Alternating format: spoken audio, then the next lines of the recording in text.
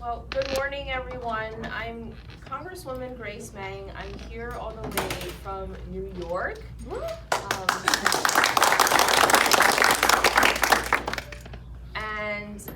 I wanted to have this opportunity. I'm actually here with my family as well.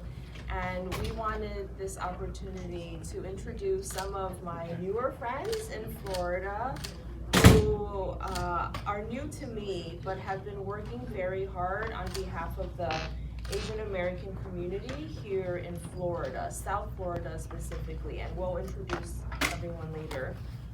But really wanted to make sure that we have this opportunity. If you don't know, you know of Chief and Congresswoman Val Demings, but I wanted to take the opportunity to just share a little bit about what I know about Val. Val is currently a congresswoman. She is also my neighbor in Washington, D.C. when we're there. She is an amazing person. You probably know her bio. She is a mom, she is a grandma, she is a former police chief, chief of the police department of Orlando, not easy. And I don't know if I ever told you this, Val, but on January 6th, when some of us were stuck in the Capitol, I was stuck with my friend, Congresswoman Lois Franco, who's also from Florida. And she was very nervous, and she said, "I'm glad you're here, but I wish someone like Val was with me in this room." To protect Val, to protect Lois. So that's how highly we hold Val, esteemed colleague of ours and friend. And she is just always such a class act, smart, compassionate, one of the hardest workers I know. And I wanted this opportunity, if you haven't met Val already, to introduce her to some of you.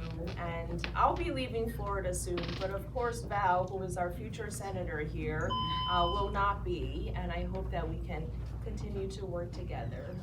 But Val, thank you for doing this, and thank you for taking the time out of your super busy schedule. We are also here on the heels of Val winning her primary election on Tuesday. She's kicking off a state or continuing on her statewide tour. So thank you, Chief and Congresswoman Val Demings, for all that you do. Wow. We're here for you. Thank you so very much. Thank you. Let me again say good morning to all of you, and I cannot begin to tell you just how honored I am to be here with my friend, Grace. Grace has been with me since my first congressional run in 2012. I did not win that race. We were going through redistricting here in Florida, did not win that race, but I did win an amazing lifelong friend in Grace. And she talks about me. Well, I think she's pretty smart and pretty special, an amazing worker, an amazing friend. Doesn't mind getting up early and going home late to get the job done. And so we just honor her today. And look, she again is investing. She called me and said, "Look, I'm going to be in Florida, and I would like for you to meet with some of my new friends," and rearranged her schedule to make this work. And so we just appreciate you so much, Grace. And come on, let's give her another round. If I could start our discussion off, and I know I want to hear from you more than I think you need to hear from me. And the reason for that is, look, I made the decision a long time ago to dedicate my life to public service. And when I think about my own upbringing, the daughter of a maid and a janitor, but from there, the amazing opportunities that I have had to graduate college, the first in my family, to work as a social worker in the state of Florida, working with abused, abandoned, and neglected children, to join the Orlando Police Department and work my way up from midnight shift patrol to become the 36th Chief of Police, serving in the House of Representatives on the Intelligence, Judiciary, and Homeland Security Committees, and now running for the United States Senate. I really do believe that only in America those type of opportunities possible. And now I'm on a mission to make sure that every person, regardless of who you are, your background, where you live in America, will have the opportunity to live up to your God-given potentials. This is the land of opportunity, and just like I've had them, I want to open up those doors to others. I remember when I was first appointed as police chief in Orlando, and look, I knew that I could not just serve one group. I had to be the chief for all communities to make sure that all communities were safe. I remember telling my chief of staff at that time, I need to meet with the Asian community. I'd certainly met with the Asian community before, but as the chief, I wanted to hear from the Asian community, and I said something else I want to do. I want to invite every Orlando police officer who is of Asian descent to join us. Now at that time, I was not sure, and I made it where they did not have to come, right? Because some were on midnight shifts, some were, but I said, I want you to have this opportunity. I was absolutely amazed when 27 of the sharpest, most dedicated officers came up to meet with me, and leaders from the Asian community. And look, you know, we have two uniforms. We have the long sleeve, kind of more dress uniform, and the short sleeve uniform. And most of the officers, we have to make them wear the long sleeve, more dress uniforms. Everyone came up in their long sleeve dress uniform.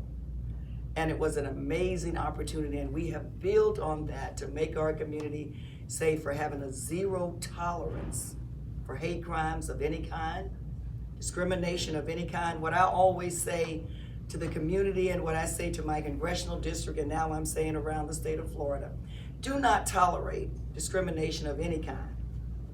Because if you do, if anyone is made to feel that discrimination is okay, sooner or later, it may not be on your street now, but sooner or later it will be on your street. So as the next United States Senator to represent Florida, this is not about my agenda. This is about your agenda and the things that you need to live that American dream that we talked about. I had a meeting on the official side of the aisle, because I have regular meetings with different groups in the community. But my last meeting with the Asian community was before I made my announcement. It was in April. And some of the things that I heard about were, number one, hate crimes and having zero tolerance for them. Number two, business opportunities, right? If you're an entrepreneur, then how do you get the resources, the capital, and the support that you need from the federal government to thrive? Education. Many people from the Asian community that make my district great are vested in education. They're professors teaching at our universities and our college. Healthcare. Many members of the Asian community are leading the effort in this country in healthcare. If not on the front lines as our doctors and nurses and others that provide support in our hospitals around the state and the country, but as researchers. And so those are some of the things. Representation. You know, one of the things that I said at the police department was that the police department should reflect the diversity of the community in which we serve. And that diversity should be reflected at all rank levels, because not only do we need to recruit diversity coming through the door, but the decision makers also have to be diverse, because you bring a different perspective to the table. And so representation, the other thing I heard from the Asian community was, we want to be represented in this community, serving on our boards, serving on our councils, serving in elected office and other places, other opportunities. Those things are particularly important. Immigration. I remember in that April meeting, how some of the leaders talked about, why don't we look at, and we know we've got to overhaul our immigration system, right? But I thought one of the most brilliant ideas that came back was, what about looking at skills-based immigration? If there is a shortage in the healthcare field, and Lord knows the last 2 years, I think really put a spotlight on some of the vulnerabilities that we see. What about looking at a skills-based immigration system? I thought that was great, and we have a working group that is looking at that issue. And so those are the kind of things that I have heard about. And I'm so delighted to have this opportunity to come and sit down and have this very informal conversation with you so that you can help me build an agenda that works for you. So with that, I'm going to be quiet. You know, when I'm talking, I think that's the best thing that I say when I'm in my husband's presence. She's gonna be quiet now and let me talk. But anyway, I am going to be quiet, and I certainly want to hear from you. I'll open it up in a second, but first I do want to thank Val, because back over the last 2 years, when a lot of these cases of anti-Asian hate and discrimination were popping up and rising, Val was amongst the first to tweet out and put on social media and make public statements standing up against Asian hate. And that sounds simple, but not every Congress member does that or did that. And so I really appreciated that. And she actually spoke up for our community and pushed back against Republicans when they were trying to twist the meaning and intention of the COVID-19 Hate Crimes Act. And that's a clip that has gone viral, so you can go watch it online. But would love to open it up if anyone has comments or questions. Any comments or questions from you? I'd love to hear from you. Yes, please. I think, my name is Mei Tang, and I'm with the Asian community in Florida for quite a while, and doing a lot of community work. But I think one thing I'm really thankful for both of you is the anti-Asian hate crime, and really hurting our community so intensively. Because right now, we still hear some cases happening right now. It's in California. And really thank you for, I think, as a law enforcement, and what you work in Orlando, and what we working in Miami-Dade County. We recognize every single Asian police officers. That means they serve everybody, but seldomly be recognized what their hard work. So that is so important to our community for that. And another one is really, I think, for the supporting for the Asian API Museum bill. It's going to be help us to building the history for our community, learn about our Asian communities. And the same thing that we are trying, also working in locally in Florida, to have that education bill, to have a curriculum for the public schools. So I think one thing is really, when you're going to be on the level to represent it, not only in the district in Orlando area, but also in the whole state of Florida. And I know it's going to be a lot of work to really work with especially the Asian community. We are kind of really quiet under the radar, and I want to see that how message that you can really like amplify, encouraging the Asian community to come out to vote in November, because we still have a lot of work we need to do between now to November. So we need to have those specific message to really carry back to our community, to supporting you become the senator of the Florida. Well, thank you so much, and I love the way she said it, because you're gonna be at a different level to deal with some of these issues. Thank you for framing it that way. But look, my husband has a saying, and he's the mayor of Orange County, Florida, but served also as an Orlando police officer, was the first African-American police chief at Orlando, and was elected sheriff, served 2 terms as the sheriff, and now serving as the mayor. But one of the things that he says is the best indicator of future performance is to look at past performance. When we're trying to figure out who do we want to support, and let me be clear about this too. When I was the police chief, I could not tell you the political party of the overwhelming majority of the men and women at the Orlando Police Department. It did not matter. We had a mission, and that was to keep every community safe, and we were laser focused on accomplishing that mission. I took that same spirit and attitude to Congress when I joined Grace in the House of Representatives, and was extremely disappointed at the partisanship that I found, of the number of people who were willing to put party over people, and I've never done that. Serving as a social worker, career law enforcement officer, I think it's shameful, right?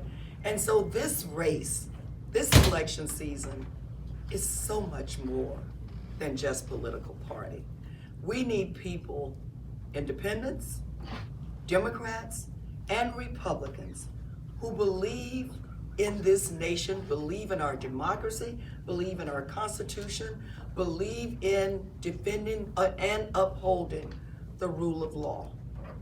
We need people in elected office who want to represent all people and give all people an opportunity.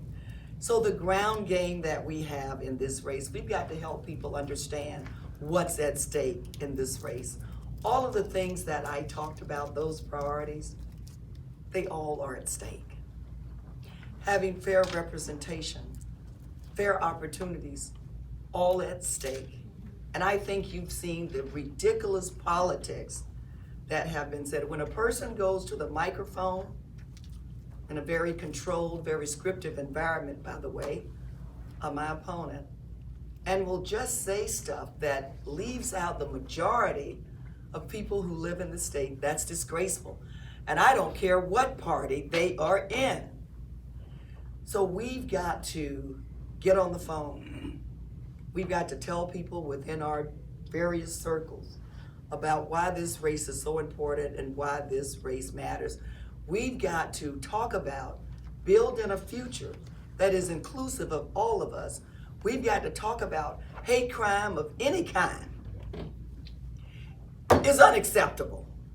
And I don't care what the group looks like who is being hated against. I've dedicated my life as a law enforcement officer to fighting against that. So if people want to say, oh, but you know, the bipartisan infrastructure bill, which is good for Florida, by the way, oh, but the inflation reduction bill, which is good for Florida, by the way, or, well, health care, I mean, Obamacare, what about? There's more at stake than even those important things.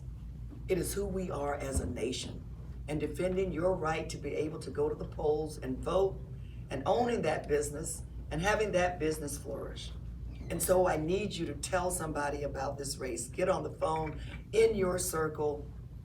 We need to have every person exercising their right to vote, because that is how we elect leaders who really want to represent us. This race is going to come down to a ground game. Turnout. Yeah. And don't let anybody fool you that, oh, well, my gosh, you know, we can't win in Florida. Democrats, if we turn out, we win. But let me broaden that message. If people who turn out and who believe in protecting constitutional rights and believe in protecting our democracy and our constitutional rights win. Look at, and I'll end with this, look at the congressional race in New York's Congressional District 19. When Pat Ryan won, wasn't expected to, people thought. But you know how he summed it up? When they asked him, well, what do you think happened? Why did you win? He said, choice and freedom. Choice and freedom were on the ballot. And on primary night, choice and freedom won. That's what's at stake in this race. Thank you so much for your comments and your support. Others? Anything at all? Hello. Yes, ma'am. My name is Sabrina Javellana. I am a city commissioner in Hallandale Beach, not far from here, and I'm one of the few Asian American elected here in Florida. And you know, I'm the daughter of Filipino Chinese immigrants, and our background, my culture is informed by public service, like how I view community and a village. Like, you know, we all see our extended family, our neighbors, our everyone, our caretakers as people we need to, you know, look out for. It's not just, you know, us and our families. So thank you so much for coming to listen to us. And one thing I want to say about Senator Rubio, you know, we talk about recognition and solidarity of our community with other communities. Early on in COVID, Senator Rubio was inciting hate against Asian Americans by blaming, you know, blaming us on the rise of COVID and using hateful terms like, you know, I don't even want to repeat it, but like the China virus, which was disgusting, and he never apologized, never retracted it, and not enough people called him out on using that hateful language. And Florida, a lot of people don't know, has a history of anti-Asian legislation. We had a constitutional amendment. It was in our state constitution up until recently. that really aimed towards like preventing Asian Americans from owning land in Florida, which, you know, we're here, we helped build Florida, and we have just as much of a stake. And so, you know, recognition and solidarity, of course we struggle with economic, racial, social justice issues, but just seeing you and other groups standing with us, recognizing that, you know, while we're not the biggest population here in Florida, we're growing, we're Democrats, we're voters, and we have a stake in the state. It really means a lot to see that. And so just to see, you know, you actually investing and talking to our community, and hopefully your campaign coming to our businesses, our restaurants, our grocery stores, our doctor's offices, because we need to campaign everywhere in the state if we're gonna take out Ron DeSantis, Senator Rubio, all these, you know, hateful folks who aren't looking out for our best interests. So I really appreciate you coming here and speaking with us today. Commissioner, thank you, and thank you for coming here and speaking with me today. I also think one of the differences, and I know you didn't ask a question, but can I just make a few comments, okay? I think one of the differences, and I mean this, between Marco Rubio and me, I consider it an honor when I am in the presence of the voters. I don't care how difficult the issue is, how tough the topic is, how volatile the situation. As a police chief, when we weren't having a good day, I didn't send my deputy chiefs or my captains. I had 1,065 people that I could have said, go, you go.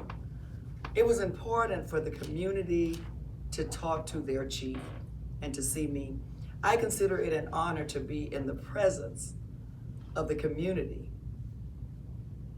Marco Rubio considers it an honor for the community to be in his presence. You know, when COVID hit a little over 2 years ago, of course, America's primary responsibility was to save lives. We lost over 1 million people. I lost a nephew to COVID. The second, I think, responsibility was to understand its origin, because we need to understand so we can further prevent moving forward and save lives. I thought it was disgraceful. Some of the things that were said, and you know, people say a lot of things, right? In this country, the First Amendment, without inciting a riot or causing violence, you know, it gives us the right to say a lot of things. But when our elected leaders engage in hateful rhetoric that can lead to people being beaten. I remember seeing this video of an elderly Asian woman that was attacked. That is not reflective of who we are. When hateful rhetoric comes from our leaders, it matters. And that's disgraceful and shameful. It is irresponsible and it's dangerous. And I guarantee you, best indicator of future performance is to look at past performance. I have been a person in every position that I've held who's always worked to unify our community and bring our community together and protect every person in that community. You will never hear me being reckless or using dangerous, irresponsible rhetoric to desperately try to win an election or re-election. Look, what I do know is this. One day, I am going to retire, and I'm gonna pack up all the things on my desk and go back to home in Orlando.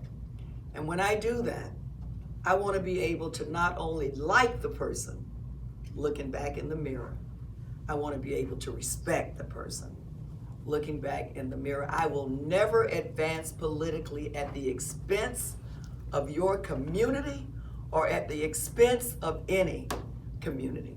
So thank you, Commissioner. Thank you for your service, the work that you're doing to build stronger communities and stronger Floridas. Thank you so much. Yes, sir. How are you? My name is Kenneth Young. I'm with the local Chinese communities in the South Florida area.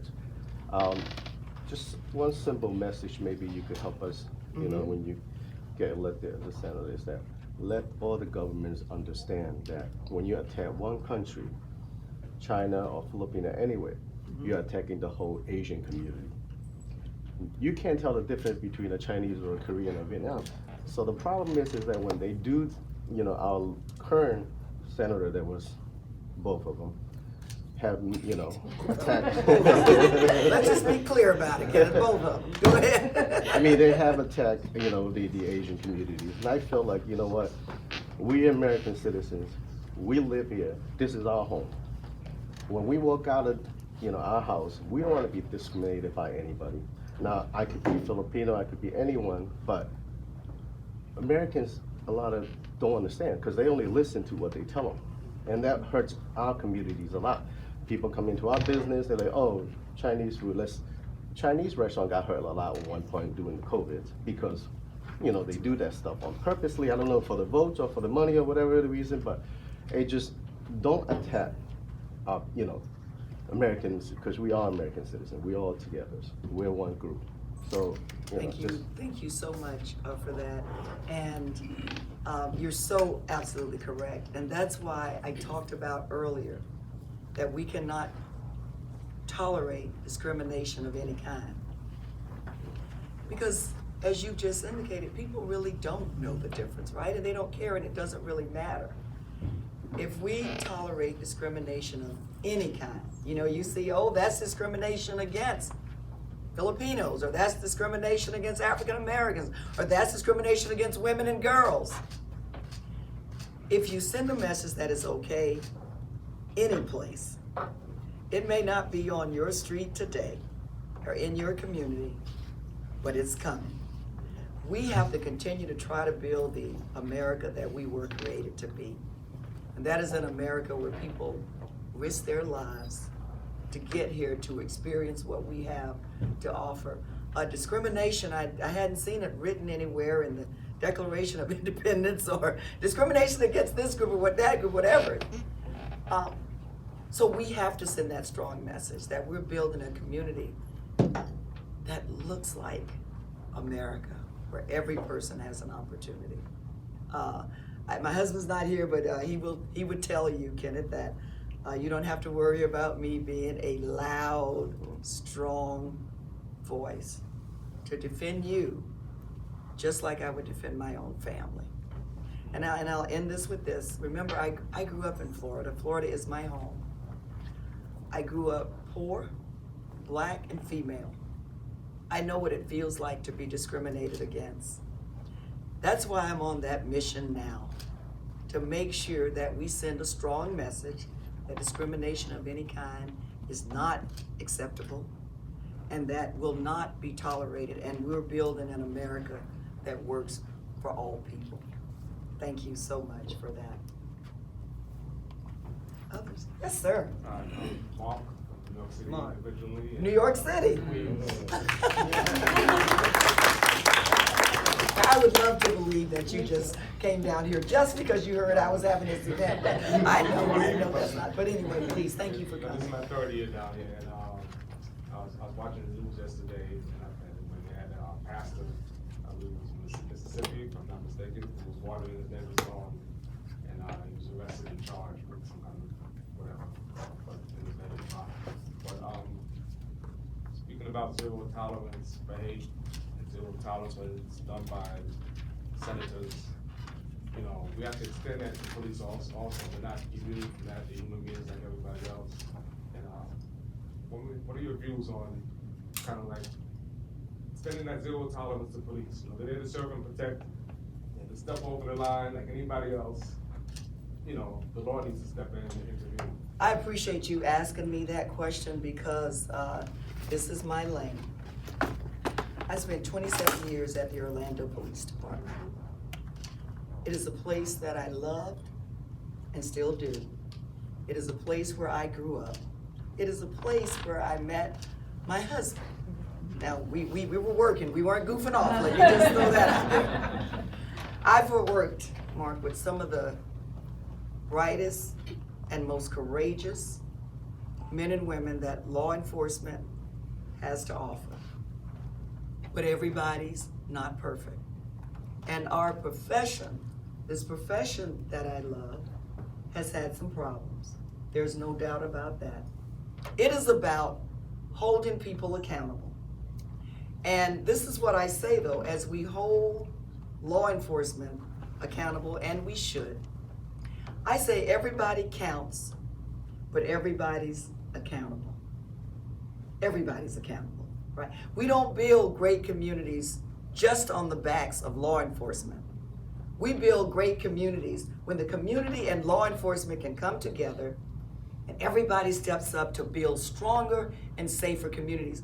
I used to have so many community meetings when I was the chief because I made it quite clear that it's just not my responsibility to have safe communities. We need your help in this process. And this is where, by bringing the police and the community together, this is where we landed. Hire the brightest and the best men and women to do the job of law enforcement. See, law enforcement officers should not just have the mind to make good decisions, but they have to have the heart to make good decisions. I used to remind the men and women at OPD regularly that we wear the badge over our hearts as a constant reminder that when you're out there on that side of the road, you have to have the heart for the job. And remember, everyone can see you're the police. You got that big car that's clearly marked. You have the uniform and the gun belt. You don't have to prove that you are the police. Everybody can see that. And remember, when you're on the side of the road, this is what I used to ask them. I want you to think about the level of service that you would want your loved one to receive on the side of the road, whether they were the suspect, a witness, or a victim. And I would say, take a minute to think about what you want that level of service to look like. And then I would come back and say, that is the only level of service that is acceptable for the Orlando Police Department. Because remember, everybody belongs to somebody. And at the end of the day, we should treat all people with dignity and respect. Law enforcement agencies have to hire the brightest and the best. We have to make sure they have the best training. Remember, the majority of America's law enforcement agencies are smaller agencies. They're from 10 people up to 35,000, like you see in New York City. And because with that comes different budgets, that means with that comes different levels of training, right? And that's why it's so important, just like with protecting a woman's right to choose, the federal government protecting voting rights, the federal government needs to step in because we can't trust every state to do the right thing. That's why it's so important for the federal government to establish standards of training. So regardless of the size of your agency, there are some basic training that all police departments receive. Some only receive state standards training. Well, at the Orlando Police Department, we used to train 4 times more than the state of Florida required. But then hire the brightest and the best training, the best equipment. Let's utilize technology in a more effective way, and you've seen that with the use of body cameras, as an example. But let's make sure that police departments are trained on how and when to use that equipment. That's one side of the aisle. So how do let's hold people accountable. Best hiring process, best training, best equipment, and make sure that police departments reflect the diversity in which they serve. Why? Because as an African American female, I brought an entirely different perspective to the table. And that's a good thing. But then there's a whole nother side, Mark, and I think we as a nation have not given that side enough attention. Yeah, let's hold America's law enforcement accountable. Let's help to improve our criminal justice system. But let's deal with poverty. Let's deal with unemployment. Let's deal with low wages. Let's deal with substandard education. Let's deal with substandard housing. Until we address the quality of life issues that affect communities and cause decay in the first place, we're going to continue to call law enforcement to solve every societal problem, and that is not their job. They're crime fighters, right? In 1968, President Johnson impaneled a commission to look at crime and policing in America, looked at a lot of different things. You know what they concluded? It had educators on it and social workers and teachers, attorneys and others. They concluded, let's hire the brightest and the best policemen. It was 54 years ago, give them the best training, best equipment, but we gotta deal with poverty, unemployment, low wages, substandard education, substandard housing. What have we done for the last 54 years? Chief David Brown, and I'm giving this a lot of attention because this is my lane. Chief David Brown, who was the Dallas police chief and now is the police commissioner in Chicago, I think said it best. He said, every time there is a societal failure, we call law enforcement to solve it. Not enough mental health funding available? Give it to the police, they'll take care of it. Not enough drug addiction treatment funding available? Call the police, they'll handle it. Schools failing our children? Let the police take care of it. In Orange County, Florida, we say that the Orange County Jail is the biggest mental health treatment facility and the biggest drug treatment facility in the region. I know no one in this room think that's acceptable, right? When did we start calling a police officer to go inside of a classroom and deal with a child that won't give the teacher her phone or sit down in her seat? And so how are we going to fix the system? And let me do education very quickly. If we know every 26 seconds a child in this country drops out of school, and then if we look at prisons around the nation, guess what? The overwhelming majority dropped out of school. Could that be a clue that if we just invest more on the front end in education, we can invest less on the back end in our prisons and a criminal justice system that is not perfect? So the two tracks, holding law enforcement accountable, America, we have to do that. But let's hold America to its promise in those other economic development to deal with poverty in certain communities. Every community should have the opportunities to live up to their full potential. And I end with this. There's some who say they want to defund the police and some who say defund the FBI. Well, let's go back to defund the police. I've been accused of wanting to defund the police. Now, I don't know how much Marco Rubio underestimates Floridians, but if he thinks he can make anybody believe that I want to defund the police, I am the police. See how funny that is? See how funny? And if Marco Rubio and anybody else who says that would bother to talk to the most crime-ridden communities, you know what they would tell you? We don't want to defund the police. We want to see more police. Because if you defund law enforcement agencies, then they feel like those communities become even more vulnerable. So instead of running around talking about what Democrats want to do, Marco, why don't you go talk to communities that have never seen you in their lives in person, so that you can help to build an agenda that works. Let's hold America to its promise as it pertains to American law enforcement, but let's hold America to its promise in those quality of life issues that we all should have an opportunity to succeed. Mark, thank you for being here today, and thank you for your question. I appreciate you. Thank you. Hello. We probably have time for one or two more questions. Okay, just one person. So my name Good is morning. Mr. Ahmed. I'm from the South Asian community. First, I want to thank you for having this genuine conversation with us. I don't think I've ever seen a politician actually listen to what we have to say and give genuine responses. They I come was a take police photo ops chief. with us. I'm very impressed. Just even right here, I've been watching your campaign. I voted for you. Thank you so Bless much for you. Thank you. everything you've done for us. I want to add and emphasize, of course, my community faces discrimination along with our general Asian community, and I really want to emphasize on the point you made in your remarks about immigration. So I'm sure you're aware, we have a big immigrant population in Florida, especially new immigrants. I'm specifically referring to the Afghan evacuees. Yes. That are resettling in Florida, and it's difficult. We have one of the most expensive markets in South Florida here, and a resettlement system that was desecrated by the last administration, defunded.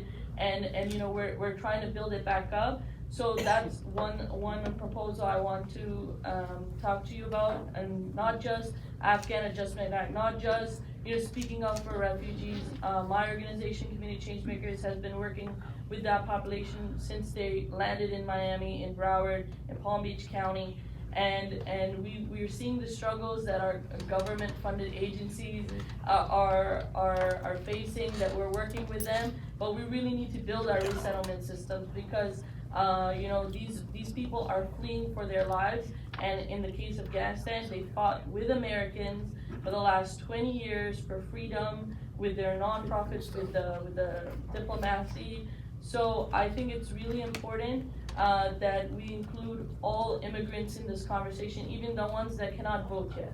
So like this week is National Refugee Advocacy Week. I've been meeting with elected officials in my local community here. My Congress people, unfortunately, the senator didn't accept our invitation to meet even. So I'm really confident that you will bring a new type of leadership in Florida, that you will be inclusive of everyone, whether they can vote for you, whether, you know, they're here 40 years, they're your doctor, or they're a brand new immigrant working hard, providing for their families. So I want to thank you for being here, for speaking with us, and in addition to this, I invite you to come to our mosques, our Hindu temples, Sikh temples, and I'll definitely share contact information with your staff, and welcome South Florida. Thanks for always being here for us, and continue your hard work. Wow. What a blessing you are for advocacy. Let me just say this. When I was first elected to Congress, and you know, we go on these congressional delegation trips, and I had an opportunity to go a lot of places, you know, but the first place that I visited was Afghanistan and Iraq, because I wanted to go and look into the eyes of the men and women of our military who were engaged in America's longest war and hear directly from them. I also wanted to go and look into the eyes of Afghan women and girls and families and hear directly about their stories, because I was serious about being the best member of Congress that I can. And when you try to govern from a distance, or you govern from your phone, or you go into very scripted controlled places, that's not governing at all. That's not about the people that you represent, that is about yourself. So I want to thank you for your advocacy, and you're absolutely correct. Florida has a diversity. I mean, our strength is in our diversity. And for me, traveling the state, talking to different groups about things that matter to them, I gotta tell you, I don't know if I'm the best politician or the worst, but what I do know is that I love to be in the presence of people. I am at my best when I am in your presence, because I'm really serious. See, I'm really, and I'll end with this. You know, when I retire, just like I feel Orlando was a safer and stronger community, yeah, we had the joys and pains of service, but I would not, if I had to do it all over again and had that opportunity, I would. When you are a true public servant, you gotta have the courage to, number one, make the tough decisions. You gotta have the courage to stand up, boy, we screwed that up. Oh, we did a good job in that. I don't care what you, it was a good job, let me help you understand, right? And so I'm here today because I need to hear from you and understand the agenda that we need to build together. And I am dead serious about that and laser focused on being the best United States Senator that I can possibly be, because you will be the wind beneath my wings. So thank you so very much for your advocacy. Thank all of you for your comments and your questions this morning. Guess what, y'all? I'll be back. I have to. Right, I have to. So tell somebody about this campaign. Tell them why it's so important. Tell them why I'm running. If I need to tell them myself, I'll hop on the phone, because it matters. Grace, thank you so much for being here and supporting me, and to all of you, God bless you. Thank you. Is anybody that wants to give their contact information, Natasha or Rachel, please, I'd love to hear from you. Okay. And we're gonna do, some of you have asked to take photos with our future senators, so we're going to do a line, nice orderly line, and we will come quickly. Congresswoman Grace is our host today. National District. Thank you all so much for being here. Well, I guess these two, I wonder how hot these seats are. National District. Thank you all so much for being here. Well, I guess these two, I wonder how hot these seats are.